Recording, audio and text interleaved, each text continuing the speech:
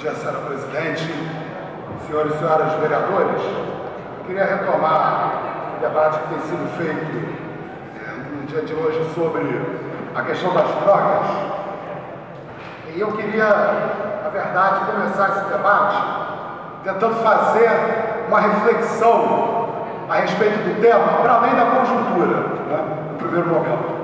Porque a gente precisa, antes de mais nada, discutir o que são as drogas, o que é essa categoria, o que é droga. Quando a gente fala de droga, a gente está falando de quê? Porque algumas pessoas entendem, né, que drogas são as substâncias ilegais. Inclusive a nossa legislação diz isso, né, que drogas são as substâncias que estão listadas ali pela Anvisa como as substâncias ilegais.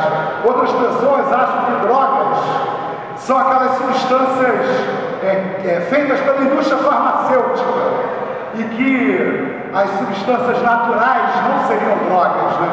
Algumas pessoas dizem, não, maconha não é droga porque é natural, droga é o que vem da indústria farmacêutica.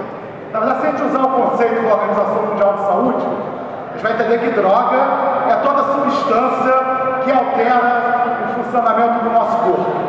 Isso é droga.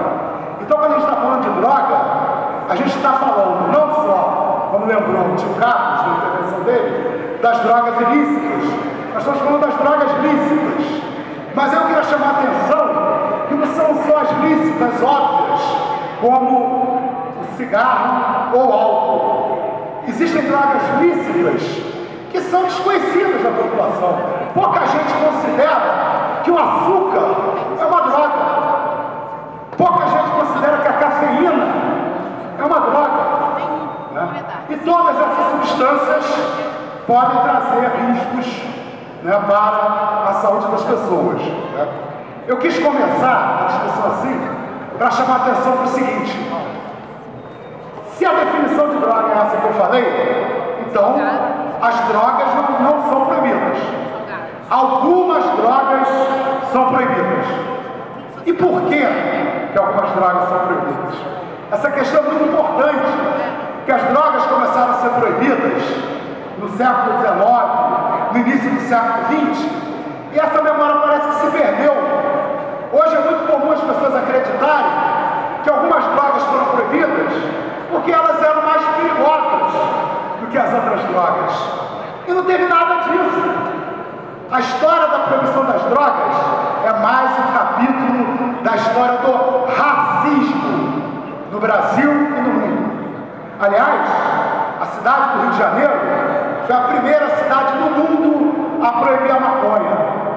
Em 1830 foi publicada uma postura municipal da cidade do Rio de Janeiro que proibia o pito do pango, como era conhecido fumar maconha na época. Sabe como é que essa lei aí foi escrita? Ela falava assim: é proibido aos escravos e outras pessoas o pito do pango. A letra da lei já mostra o seu caráter racista. A primeira delegacia de polícia responsável por reprimir o uso de maconha no Brasil também foi na cidade do Rio de Janeiro. Chamava-se Inspetoria de Tóxicos e Mistificações. O mesmo delegado de polícia era responsável por prender o maconheiro, por prender o sambista, por prender o capoeirista, por prender, né, o pai de santo. Era a cultura negra que estava criminalizada pela República recém-instalada no país. E foi nesse contexto que a maconha foi proibida.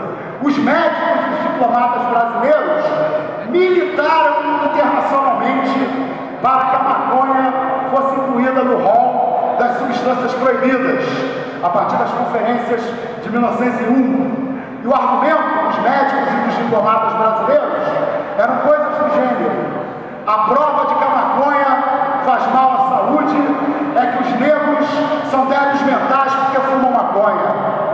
A maconha foi a vingança dos negros contra a escravidão. Os brancos escravizaram os negros para se vingar, ensinaram os brancos a fumar maconha.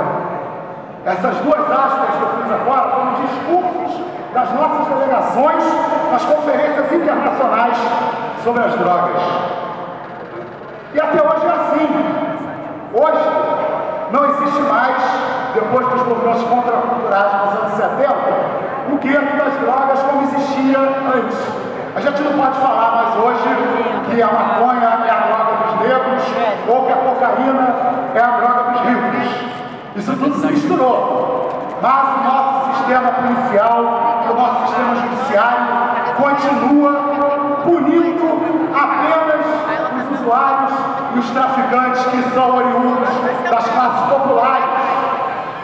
Se no início a perseguição às drogas era claramente um instrumento do racismo, hoje a proibição das drogas é um instrumento de criminalização da pobreza. Por que determinadas regiões da nossa cidade, sob o argumento de se procurar drogas e armas, se viola a Constituição, não existe o direito das pessoas à inviolabilidade dos seus domicílios, e outros bairros da cidade não é? A política de drogas não leva a uma ocupação militar do Leblon nem de Ipanema em busca de drogas e armas. E eu tenho certeza que se fizesse no Ipanema e no Leblon, se faz no Complexo do Alemão, nós iríamos encontrar sim muitos traficantes, muitas armas e muitas drogas. Então até hoje a proibição ela serve fundamentalmente a um instrumento de perseguição de determinados grupos sociais. Não existe nem no Brasil nem no mundo uma política que seja efetivamente uma política de defesa da saúde das pessoas, dos malefícios que as drogas podem trazer. Sobre o que vem acontecendo recentemente no Rio de Janeiro, desde 2011, com a política de internação compulsória, eu falei isso tudo até agora porque é importante para a gente compreender o que acontece na nossa cidade. Porque a imprensa, o executivo e muitos parlamentares fazem um discurso como se o crack fosse o principal problema de saúde pública em relação a drogas hoje na cidade do Rio de Janeiro e no Brasil. E não é. Se a gente considerar apenas as drogas que têm efeitos psicoativos, o álcool é o campeão dos problemas de saúde. Então essa política da prefeitura, em primeiro lugar, está equivocada ao focar no crack. Em segundo lugar, está equivocada ao focar no tipo de usuário, que é o usuário que está nas ruas. Na verdade, nós não temos uma política municipal de drogas eficaz, porque nós não temos uma política municipal de drogas que tenha como objetivo atender ao conjunto da população que desenvolve o uso problemático de drogas, e não apenas as crianças, adolescentes e agora adultos em situação de rua. Quando nós defendemos a instalação dos CAPs AD, a ampliação, aliás, da rede de CAPs AD, até 30 CAPs AD na cidade do Rio de Janeiro, o que nós estamos fazendo não é absolutamente um discurso irresponsável de criticar a internação compulsória, dizendo que não tem que fazer nada, como algumas pessoas já estão nos acusando. Não, vocês não querem que faça? Não, nós queremos que se faça o que tem que ser feito, que é muito além de internação compulsória e que é muito além de conseguir vagas para a internação. Essa casa, para debater esse assunto com seriedade, tem que estudar as experiências em volta do mundo. O que vem conseguindo reduzir o uso de drogas pelo mundo é a instalação justamente desse tipo de política, com uma rede básica de saúde mental à disposição da população, para que a população possa conseguir se tratar quando houver necessidade. E aí toda a população, não só o morador de rua, mas também o filho da classe média e os filhos das elites. Todos precisamos, toda a sociedade precisa que essa rede seja instalada. Os usuários que estão em situação de rua têm que ser atendidos pelos consultórios de rua. Esse mecanismo precisa existir até para que, quando a internação for necessária, ela seja feita de maneira adequada, ela seja feita em função de uma política de tratamento daquele indivíduo e não em função de uma política de espetáculo da prefeitura ou de higiene social das nossas ruas. Então eu queria fazer um chamado a todos os colegas para que a gente consiga fazer esse debate para além dos tabus e dos preconceitos. Eu não estou aqui defendendo a ampliação da rede de CAPs AD porque eu defendo a legalização da maconha ou a legalização das drogas. Eu estou aqui defendendo a ampliação da rede de CAPs aberta, porque esse é o instrumento adequado, é o instrumento eficaz, é o que pode fazer com que a gente tenha realmente uma política pública de enfrentamento do problema das drogas.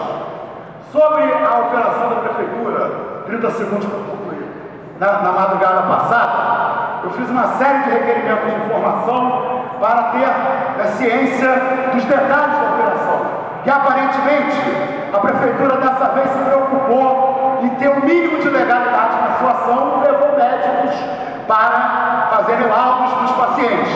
Mas mesmo assim nós vamos saber detalhes como essa operação aconteceu, para que a gente possa saber se realmente a legalidade dessa vez foi respeitada. Mas no caso das internações compulsórias que aconteceram até anteontem, não existe nenhuma base legal para as crianças e adolescentes terem sido internadas. Não, só Senado e Câmara, só. Próximo, né?